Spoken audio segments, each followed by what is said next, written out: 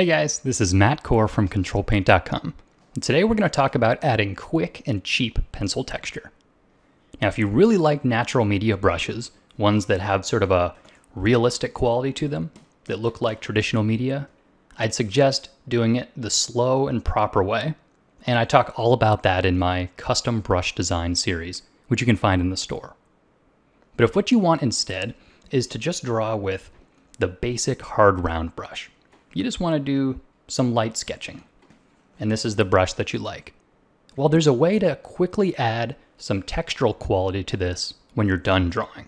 Just a nice little bit of polish to put on there to make it look a little less flat. So to get that textural quality, I'm going to open up this texture document, copy the whole image, and just paste it on top. Now, of course, I've covered up my lines, and that wasn't the goal. So you can see here, if I set it to multiply, it would give that effect to the entire document. Well, that's not really what I want. Instead, I only want it to apply to the lines that I've drawn. And as you can see, layer 1 is my line art layer.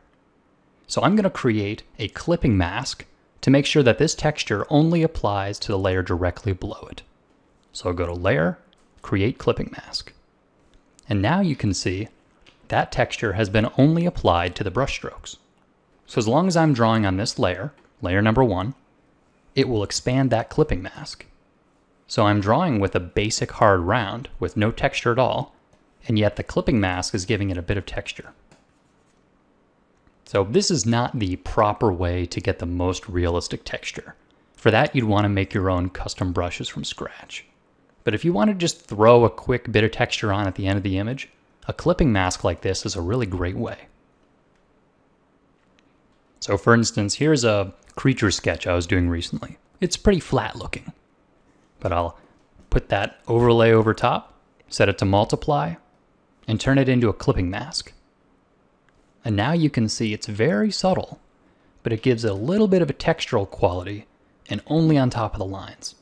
And if you want to change the effect a little bit, you could apply some levels and adjust the image contrast of your texture. And that might give you more of the look you're going for.